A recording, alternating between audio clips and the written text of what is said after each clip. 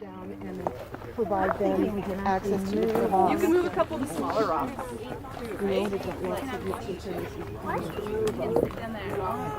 Yeah. Yeah. If you want it. Or Like, yeah.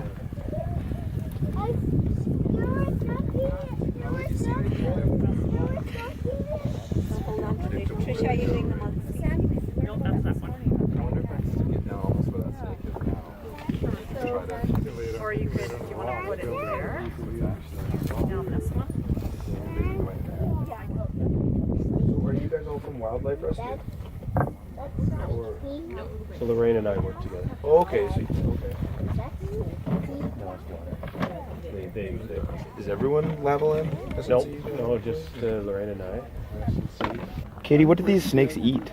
They're pretty small now. They're mostly eating slugs and worms. They do differ, the different species. This elegans is more of a water species, so it can be eating more fish. And they do tend to grow a little bit larger, so they can also be eating some small mammals as well. The Ordinoides tends to stay smaller, so they definitely eat just slugs and worms. And I actually caught one with the slug in its mouth when I was doing a master's, and this big slug, juicy thing sticking out of it, which is pretty cool. Yeah, so at this size though, it's mostly slugs and worms because they're pretty small. How important was this whole operation? Oh, I think it's really important, especially getting the community out here. They're not threatened species, but that doesn't mean that they don't need protection and awareness. Snakes tend to be pretty prosecuted in general, like sharks and other sort of scary animals, and I think having public awareness like this allows people to get an idea that they do have an importance in our environment, and they're great also for pest control in terms of slugs, so they do have an importance to us other than just being pretty and being part of the ecosystem as well.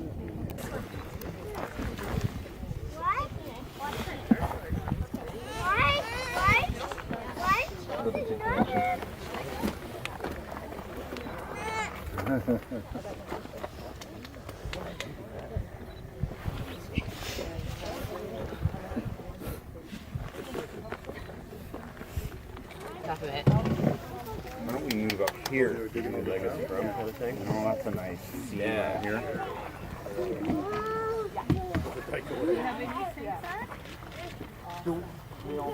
Perfect. Thank you.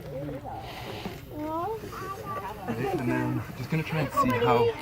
So while, it looks like we've done a good job releasing the snakes back, this is not what we want to be doing, because moving the snakes during hibernation and actually changing the structure of the hibernacula is risky to the snakes. And we don't know what the long-term impact of this is going to be. The short-term, they've survived, most have survived. We've had some mortality, most have survived, and we've brought them back. But we have to follow up in fall to see if the snakes come back.